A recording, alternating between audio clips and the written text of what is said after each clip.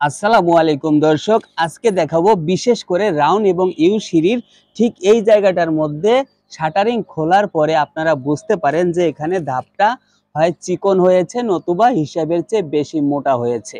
শেষের 3টি ধাপ যদি আপনি ঠিক মতো চেক করে নিতে পারেন আপনার সমস্ত ধাপগুলো মাপ মতো আছে কি নাই সেটা বুঝবেন কিভাবে এবং চেক করবেন কিভাবে সে বিষয়গুলো দেখাবো আজকের ভিডিওতে। তো চলুন কথা না বাড়িয়ে দেখা যাক আপনারা এই জায়গাটা কিভাবে চেক করবেন। আপনার সিঁড়ির শেষের এই ধাপটি 5 ইঞ্চি হোক আর 6 ইঞ্চি হোক, যদি 6 ইঞ্চি হয় তাহলে দুইটা 6 ইঞ্চির টুকরা কাট নেবেন, যদি 5 ইঞ্চি ধাপ হয় তাহলে দুইটা 5 ইঞ্চির টুকরা কাট নেবেন। এখানে আমি দেখাচ্ছি এই ছাদ কিন্তু 5 ইঞ্চি ঢালাই, ধাপটাও কিন্তু ঠিক 5 ইঞ্চি। তো এই দুইটা কাট যেখানে 5 ইঞ্চি, ধাপটাও 5 ইঞ্চি, এই কাটটা এভাবে মিলে যাবে।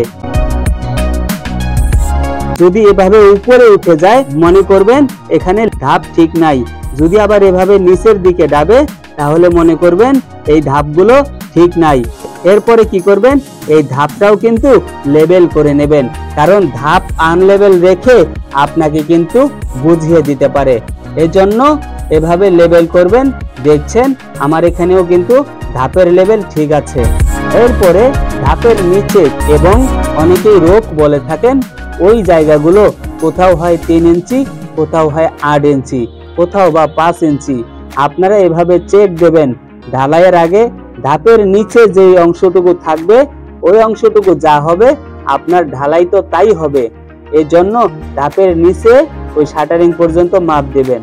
আবার মিস্ত্রি কিন্তু নিচের ধাপের লেভেল নষ্ট করে আপনাকে উপরে বুঝিয়ে দিতে পারে, এজন্য কি করবেন এই উপরের ধাপের বটম আর নিচের ধাপের টপ ওয়াটার লেভেল করে মেলাবেন, কারণ উপরের কাঠের গোড়া আর নিচের কাঠের মাথা যদি এক লেভেল থাকে তাহলে বুঝবেন আপনার সিঁড়ির ধাপগুলো ঠিক আছে।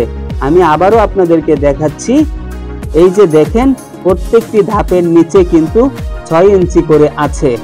যদি এরকম 6 ইঞ্চি করে থাকে তাহলে মনে করবেন আপনার সিঁড়ির কাজটি সঠিকভাবে করা হচ্ছে। এই তলে এই মাপটা আপনারা অনেকেই বুঝতে পারেন না যে কিভাবে দিব, ঠিক এভাবে দিবেন।